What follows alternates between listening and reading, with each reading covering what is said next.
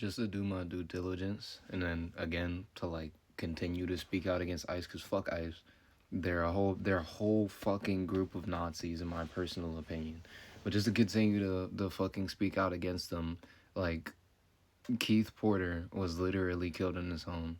A black man was killed New Year's Eve by an off-duty ICE agent, off-duty I might add. And then the same thing for Renee Good. There's no reason why we should be walking around here in fear of these fucking agents. Not that anyone's scared of their fucking maxed up bitch asses.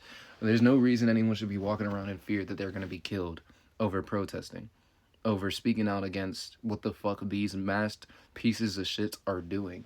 I was watching a fucking video on Instagram where a pastor, literal fucking pastor, was one had a gun pointed at him, all because the fucking ICE agent asked him, "Oh, are you afraid?" "No, I'm not afraid." Gun pointed at him.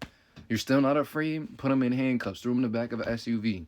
Then went to him and said again, "You're still not afraid?" And when he said no, all of those times, the last thing he was fucking told was, "Oh, you're white. You wouldn't be fun anyway."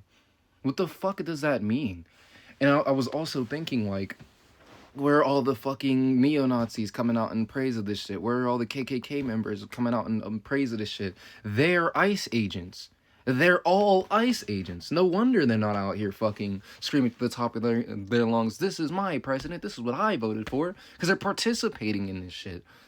And, like, I keep seeing news anchors trying to defend this shit. And so the wonderful woman who was, I don't remember her name at the time, but like, the wonderful woman who was speaking out against this, like, they want you to defend this shit. They want you to be afraid of this shit. They want you to fucking stay silent when it comes down to this shit. And that's why I have my videos. I'm sorry if this shit gets a little redundant, but we need to speak out against this shit. If you personally enjoy seeing immigrants being rounded up, you yourself personally thought Renee Good deserved to die, even though she didn't hit the nigga with his car, even though, with her car, even though she didn't fucking come out aggressive at all. She literally said to the nigga, "I'm not mad at you. How more docile do you need me to be?"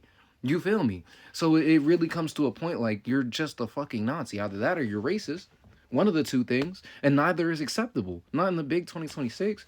It's ridiculous that we even need to have this conversation.